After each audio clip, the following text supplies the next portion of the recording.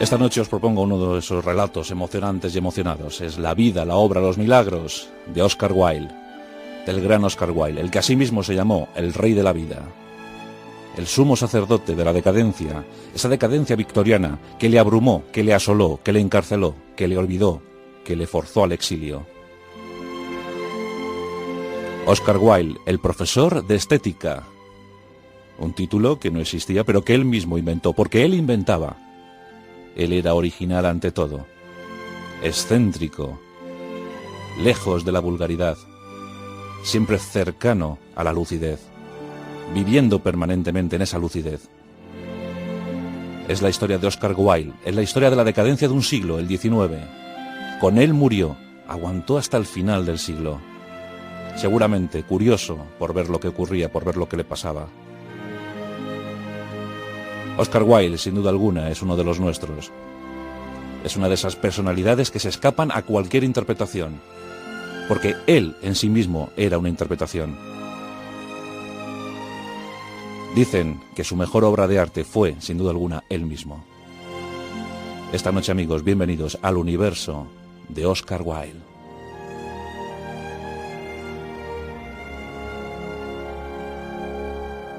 Qué criticado fue Oscar Wilde. Qué denostado, qué despreciado, qué menospreciado. Efectivamente, tuvo una vida disoluta, siempre viviendo al margen de todo. Él mismo se consideraba un marginado.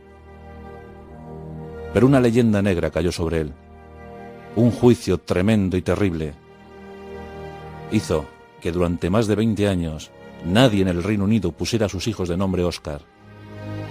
A tal punto llegó el estremecimiento. Por eso es bueno que le demos el homenaje, como ya desde hace unos años todos lo han reconocido. Pero costó, creedme que costó. Vamos a recordar, vamos a recrear su historia. Por tanto, os invito a viajar a la Irlanda del siglo XIX. El 16 de octubre de 1854 nacía Oscar Wilde. En una familia acomodada, una familia irlandesa acomodada. Entonces Irlanda no era Irlanda, era Irlanda, pero no tenía independencia, pertenecía al Reino Unido. Su padre, un afamado otorrinolaringólogo y oftalmólogo, y además consejero asesor de la reina. No es que lo fuera siempre, pero en algún día, en alguna ocasión lo fue, y con éxito, por eso siempre se le reconoció. Sir William Wilde. Y su madre, la exquisita, la snob Jane, una feminista de pro, una independentista irlandesa, muy culta, tremendamente culta, que firmaba sus alegatos independentistas y feministas con el seudónimo de Esperanza. La esperanza que tenía la isla Esmeralda, la isla verde, la isla indómita de los celtas. Jane era tremenda. Y dicen que Oscar Wilde siempre tuvo como referencia a su madre revolucionaria, su madre altiva y extraña también, como fue su hijo mediano. Porque Oscar Wilde tuvo otros dos hermanos, William el mayor y la pequeñita que se le fue a los pocos años. Él siempre se acordaba de aquella doncella con ricitos de oro.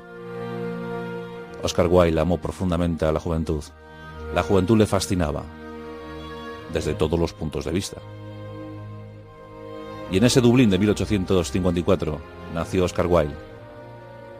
Y a esa familia no le iba nada mal. Por eso esa familia procuró para sus hijos la mejor educación posible. Y pronto los niños fueron a los mejores colegios. El Trinity College de Dublín vio llegar a un infante, a un tierno infante llamado Oscar. La verdad es que fue un estudiante regular, como todos los genios, ¿no? Fue un estudiante pésimo en algunas materias, en algunas disciplinas, pero muy avezado, muy instruido y muy curioso por todo lo que supusiera olor a clásico. Le encantaba el latín, el griego y los clásicos, los eternos clásicos. No en vano sería el máximo estandarte del neopaganismo. A Oscar le interesaba Grecia y todo lo que suponía Grecia. Y en ese ambiente protestante, por aquel entonces, va creciendo Oscar. Y consigue algún éxito en los estudios. y eso le procura una beca en Oxford. Oxford, el eje cultural del Reino Unido. Oxford era brillante. Allí se daban cita los jóvenes de todo el país, los jóvenes que querían prosperar, que querían avanzar, que querían cultivar el intelecto. Y en 1874, cuando está a punto de cumplir los 20 años, ingresa en la prestigiosa Universidad de Oxford. Y allí le esperaba el ambiente que él, desde luego, quería encontrar. Aquellos jóvenes que practicaban deporte, aquellos jóvenes que discutían sobre los escritores de la época, aquellos jóvenes que también empezaban a practicar el dandismo, una constante en la vida de Oscar Wilde. Entre ellos se ponían motes, seudónimos, utilizaban seudónimos, y el que le correspondió a Oscar Wilde fue el de Hosky. Fueron unos años intensísimos y brillantes para él. Siempre recordará que Oxford supuso el mejor momento de su vida, donde él realmente se encontró a gusto, donde encontró su camino. Un tiempo brillante. En 1876 su padre fallecía y le dejó una pequeña herencia. Y aprovechó esa pequeña herencia para dilapidarla, claro, otra de las constantes en la vida de Oscar Wilde. Pero la aprovechó en un viaje cultural, junto a 3 compañeros y a un viejo profesor suyo. En 1877 marchan rumbo a la eterna Grecia. Y por allí se les puede ver, descubriendo Atenas, descubriendo Arcadia, descubriendo aquellas esculturas, aquellos edificios, la historia de Europa, el origen de Europa. Y Oscar Wilde queda fascinado por lo que está viendo. Nunca más volverá a Grecia, pero desde luego ese viaje marcará toda su vida.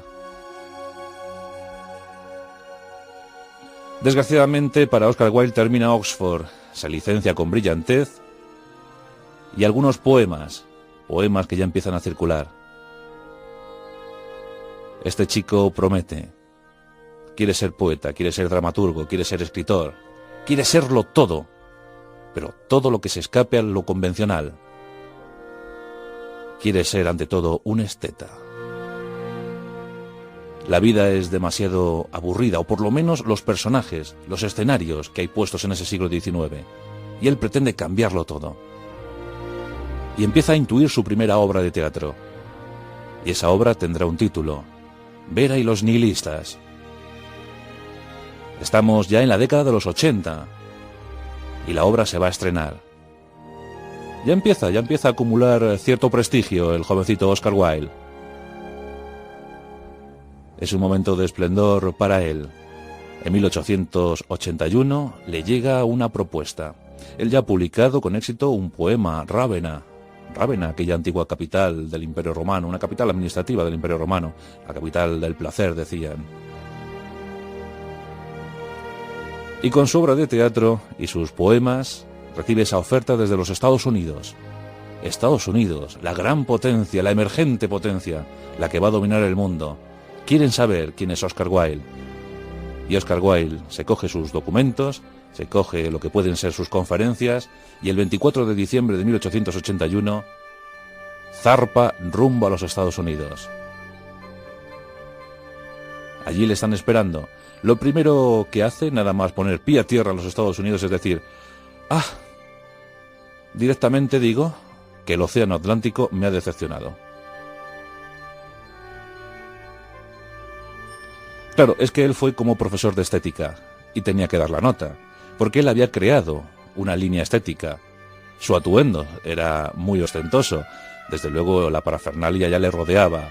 Él se sabía buen actor y representaba a la perfección la obra. Pero claro, el escenario no era un teatro, sino el mundo. Se le podía ver con su chaqueta de terciopelo ribeteado, esas calzas, esos calzones cortos de terciopelo, esas medias negras de seda, sus zapatitos de charol con motivos plateados, una enorme corbata verde muy brillante, muy visible, y una melena que le llegaba a los hombros. Era un joven corpulento, era un joven inmenso como su madre. Unos ojos azules agrisados. No se puede decir que fuera el máximo exponente de la belleza, pero bueno, resultaba atractivo, resultaba, por lo menos, quedaba resuelto en el niño. Y era joven, podía presumir de ello. Y se pasea por esas calles de los Estados Unidos. Y aquellos jóvenes norteamericanos le veían asombrados, estupefactos. Visita a Walt Whitman, nada más y nada menos, uno de los grandes poetas de los Estados Unidos. Y al parecer mantienen una reunión muy cordial. Vera y los nihilistas se estrena con éxito.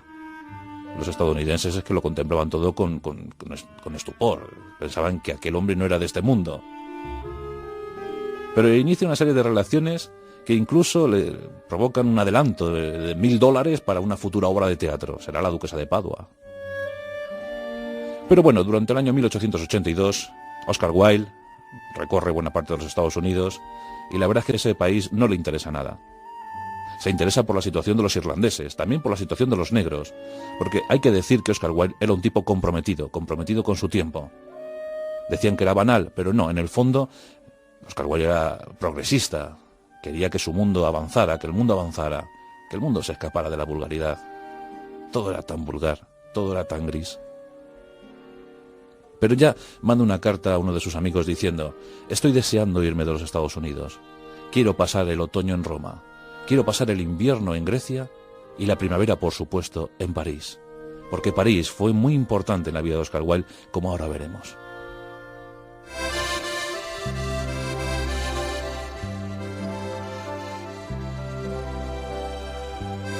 Ese París de Vincent Van Gogh, ese París de Oscar Wilde, ese París de tantos y tantos genios, la ciudad de la luz.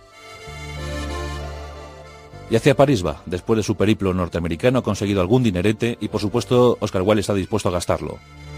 Como siempre, al borde de la ruina. Y en París quiere inspirarse en Balzac.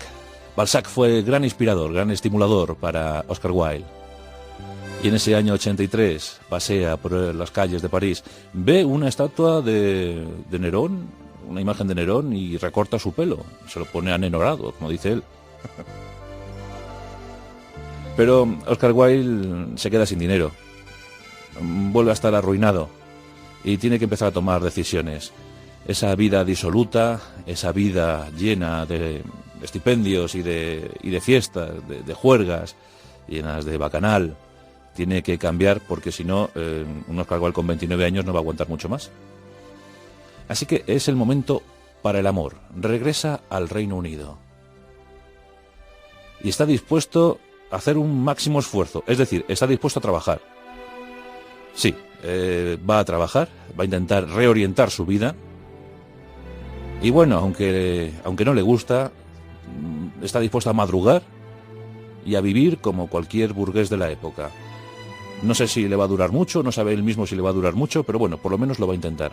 En 1881 había conocido a una jovencita hermosísima. Su nombre era Constance Mary Joy. Constance era muy guapa, ojos violáceos. Era alta, bien contorneada, culta, inteligente, conocedora de las lenguas itálicas. Y enseguida traba amistad con el original Wilde. Y los dos se enamoran, hay que decirlo, se enamoran profundamente. Oscar le envía unas cartas exquisitas, románticas hasta el delirio. Convence a Constance y se casan. Es el año de 1884. Oscar tiene 29, está a punto de cumplir 30 y se casa con Constance, que era 3 años más joven que él. Y la joven pareja está dispuesta a iniciar una relación que en principio ellos preveían muy amorosa, muy profunda. Luego, como ya sabemos, eso se tornó en tragedia, casi tragedia griega. Y empieza a trabajar como periodista. Aquí tenemos el periodo más asentado para Oscar Wilde. Es un periodo que va a durar unos 5 años. Pero aquí le vemos trabajando, escribiendo, elaborando críticas para diferentes publicaciones. Y empieza a ganar buen dinero, porque escribía como Los Ángeles. Todos quieren contar con Oscar Wilde. Y Wilde se empieza a hacer sus primeros enemigos. Porque, bueno, su gusto, su exquisitez, su forma de ver la vida, la estética de la vida, no había pasado desapercibida por algunos de los ortodoxos de la época, que empiezan a criticarle, empiezan a reírse de él, le llaman ya de todo, de todo. Pero bueno, Oscar Wilde, como siempre, va a llevar la contraria a todo el mundo y quiere que su relación con Constance sea una relación estupenda. En 1885, el 6 de junio, nace su primer hijo, Cyril. Cyril será el hijo privilegiado, el hijo escogido, el favorito para los dos. Un año más tarde llegará Vivian. Vivian fue el que peor lo pasó de los dos hijos de Oscar Wilde. Luego averiguaremos por qué. Vivian nació en 1886. Y los dos niños, en principio, iban a crecer felices, de no ser por la tragedia que luego llegaría. En 1887, a Oscar Wilde le llega una propuesta de ascenso, de trabajo. Hay una publicación femenina que se llama Ladies' World, que le propone ser el director de esa publicación. Quieren que sea el director de esa publicación. Oscar Wilde dice que sí, evidentemente, de escribir para un periódico a dirigirlo hay un trecho estupendo. Y quiere ser el director de esa publicación, pero no le gusta el título, no le gusta el nombre de la revista. Sí, una revista para mujeres, sí, pero que no se llame Ladies' World, no. Es mejor que se llame Woman's World, el mundo de las mujeres. Es más democrático, más aperturista. Y desde luego es un éxito. Ya se puede ver en noviembre de ese año la portada y en la dirección, en el staff, aparece Oscar Wilde como director. Introduce innovaciones, la revista se vende muchísimo y durante 2 años, la verdad es que la situación económica de Oscar Wilde se puede considerar como floreciente y muy, muy, muy abundante. Son años estupendos para la familia Wilde. Y además empiezan a llegar sus primeras publicaciones. Había publicado algunos cuentos que los recopila, los reúne bajo un título, El Príncipe Feliz y otros cuentos. ¿Os acordáis de la historia del Príncipe Feliz? Esa estatua con ojos de piedra preciosa y esa golondrina que venía a visitar y esa nieve y ese romanticismo y esa unión entre esas dos almas, la estatua del Príncipe Feliz y la golondrina que le visitaba. Son cuentos con moraleja, son cuentos como siempre exquisitos, son los cuentos de Oscar Wilde. Es el primer libro de cuentos, llegaría otro, Una casa de granadas. Es una maravilla. Sus ensayos también, por supuesto. Estaba preparando un libro de ensayos, recopilando los que ya había publicado. Aquí nos podemos encontrar ensayos que se pueden considerar magistrales. La decadencia de la mentira. Ese se considera como magno, la decadencia de la mentira. O también El crítico artista. Esos se recopilan en su libro Intenciones. Eso es un libro fundamental si queremos conocer a Oscar Wilde. Ahí nos cuenta, ahí nos da su visión sobre la vida. ¡Ay, qué maravilla!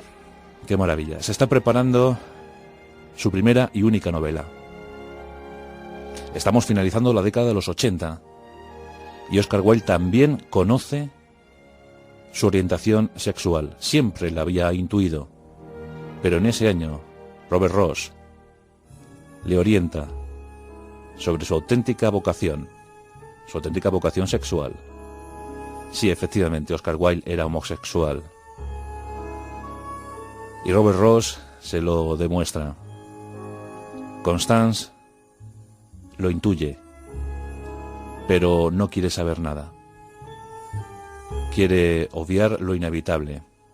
Quiere evitar lo que está ocurriendo. En 1889 el matrimonio se ha distanciado, incluso ya se habla de separación auténtica. Ya no volverá a ser nada lo mismo. Constance está muy decepcionada con la actitud de Oscar Wilde.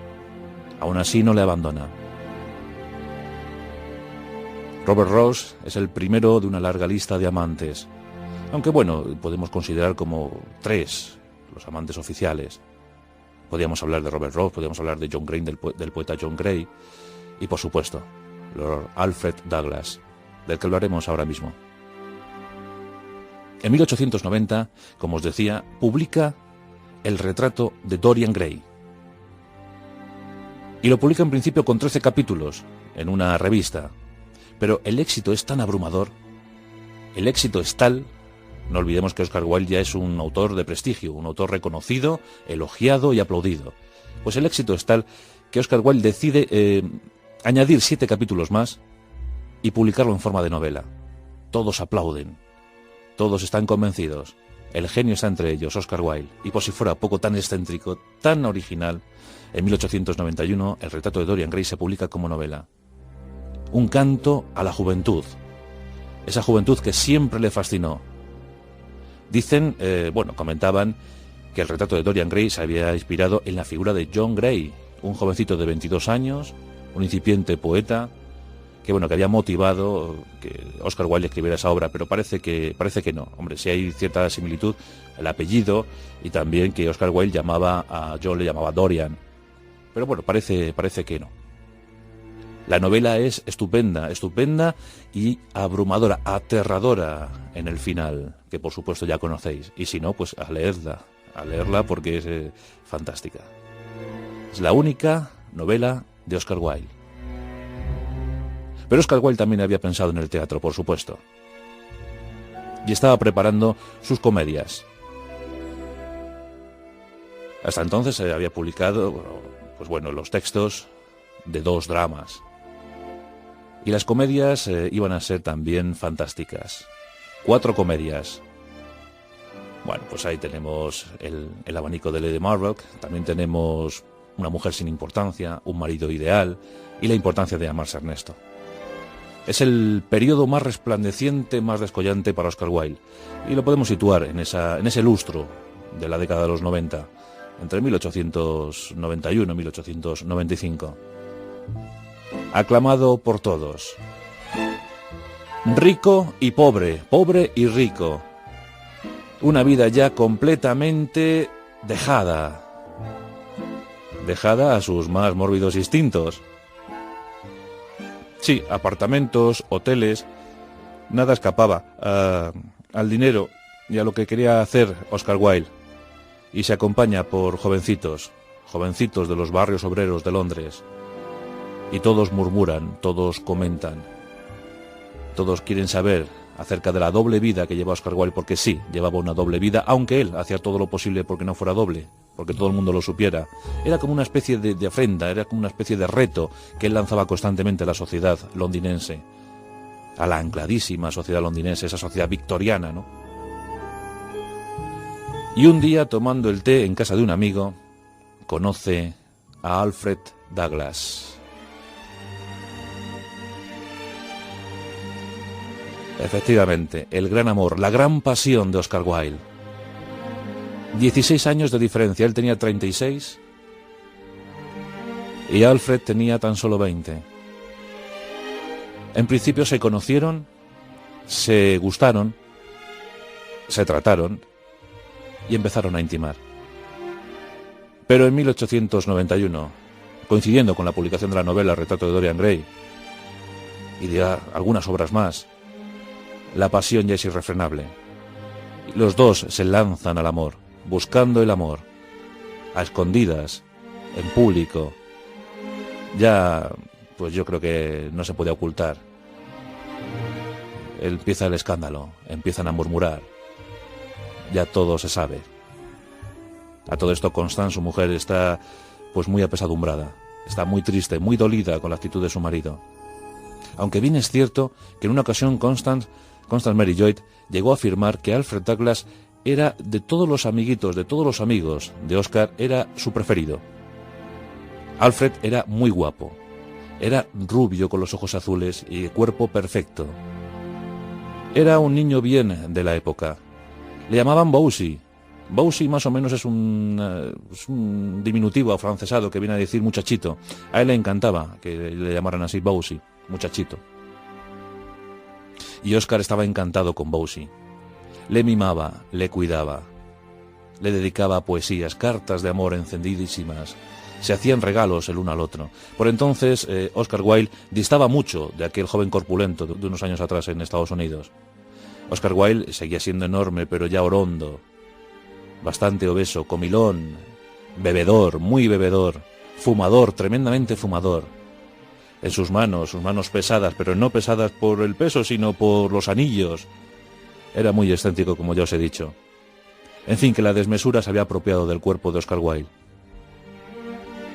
Pero la pasión sigue entre los dos. Dicen que a Bosie nunca le gustó físicamente Oscar Wilde, pero sí, siempre le estimuló el genio, la lucidez de Oscar. Se necesitaban el uno al otro, eran indispensables, eran complementos perfectos. Oscar tenía su alter ego en Bosie. Se puede hablar de 3 etapas en la relación entre Alfred y Oscar.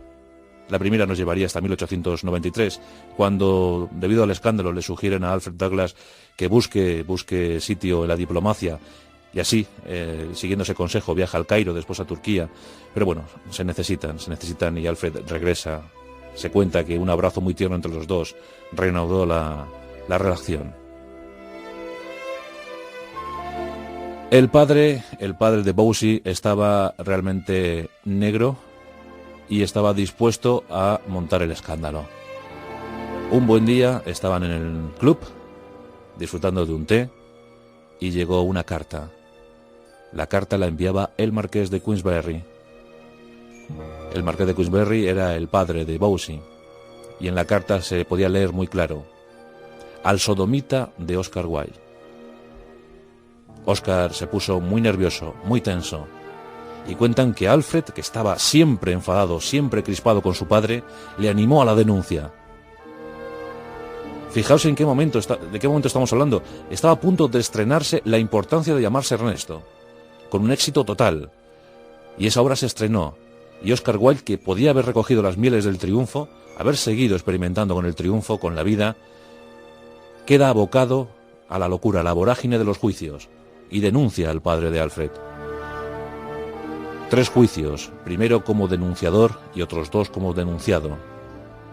Y todos se vuelven en contra. Todos dan de lado a Oscar Wilde.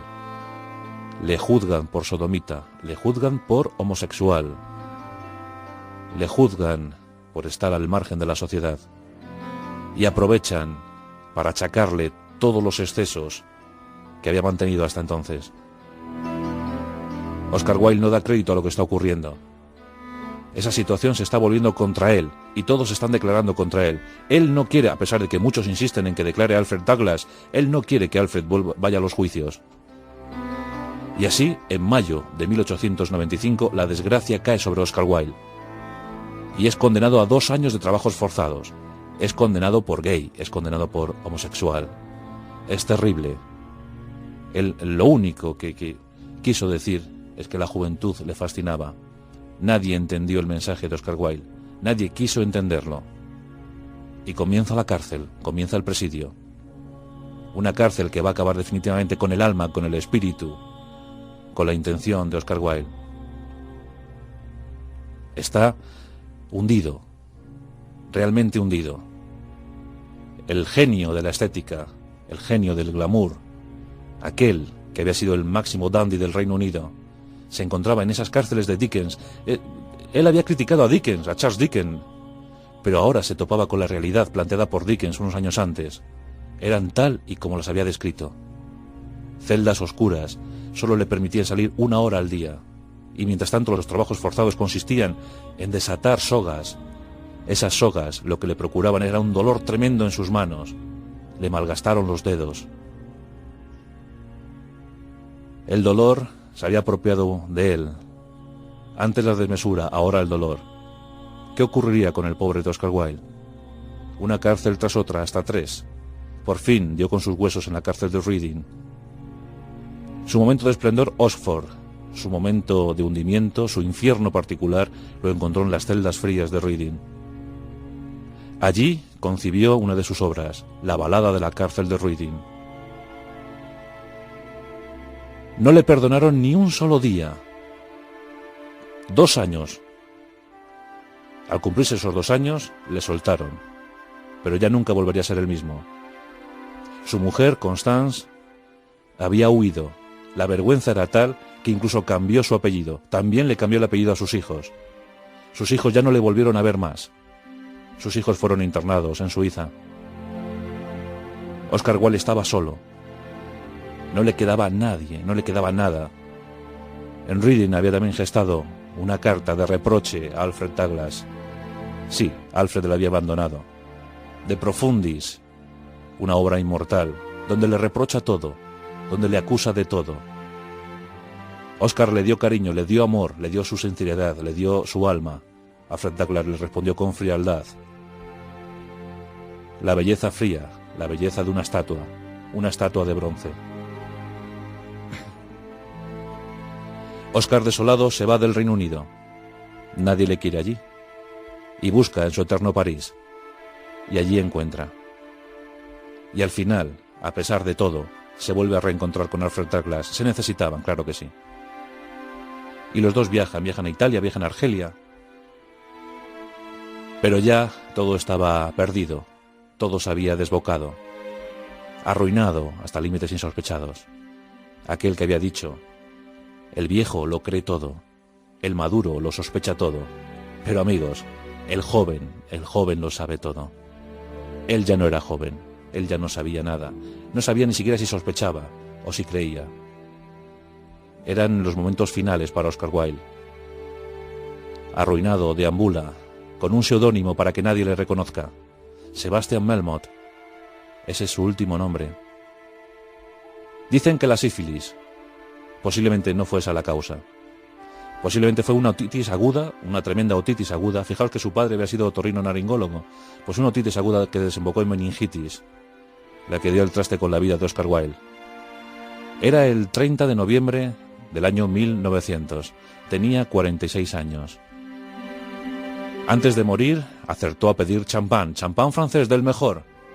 Cuando le pasaron la factura, dijo, siempre en su ironía: Dios mío, me muero por encima de mis posibilidades.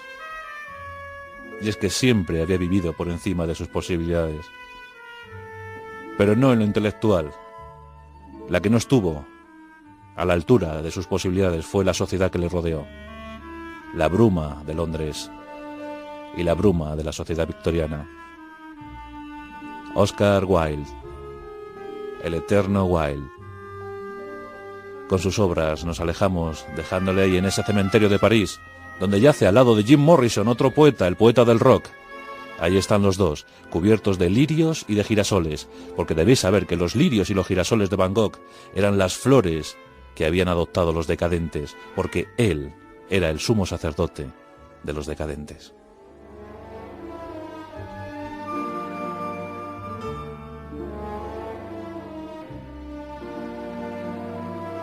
La Rosa de los Vientos, con Juan Antonio Cebrián, en Onda Cero.